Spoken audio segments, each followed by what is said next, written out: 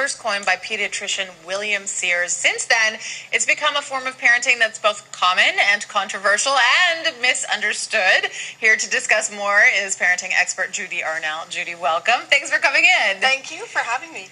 Okay, so we were talking a little bit during the break. It seems like parenting, especially when you're a new parent, is something that's just become so factionalized. Are you an attachment parent? Are you this kind of parent? Are you that kind of parent?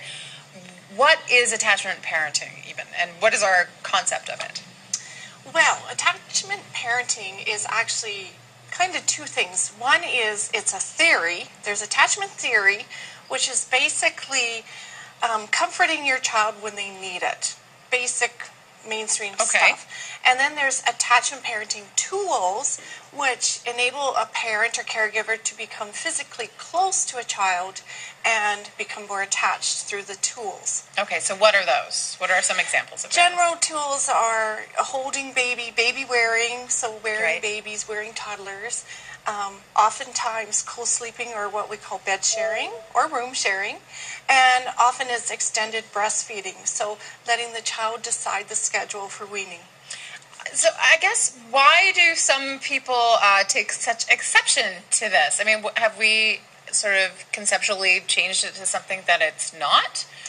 Well, generally in our society, we really value independence. We want our children to become independent as soon as possible, and we don't want to do any parenting practices that we perceive to hinder that. Right. So attachment parenting is kind of viewed as, oh, if we get too attached to children, they'll never leave home, they'll never go to school, they'll never leave us. And that's not true. Research actually shows that the more children have their security and dependence needs filled, the faster they do become independent. Mm-hmm. Okay, and now co-sleeping, I would say, well, there's two of the hottest topics would be co-sleeping and prolonged perceived breastfeeding. Yes. So so attachment parenting says you would co-sleep for however long you can?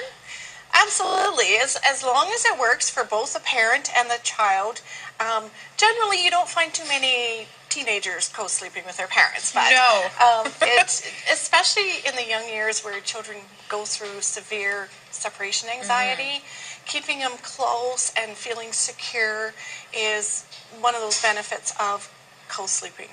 But do you think people are a little bit up in arms about this because of safety? I mean, I don't know the standards now, but I remember when my daughter was born, the pediatric boards were all saying it's not safe to have your child in your bed. Right. Right? So it's a lot of mixed messages that we're getting. That's true.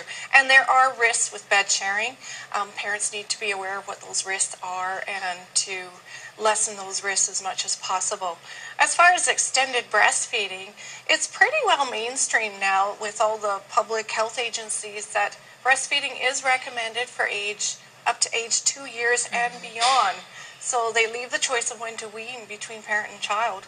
Okay, so if people are looking for more information, is Dr. Sears probably the best resource for attachment parenting? There is, and there's Attachment Parenting International, and as well as Attachment Parenting Canada, which can easily be checked out their websites. Okay, to summarize though, it's not a bad word, or a bad 2 words. Attachment parenting, not bad.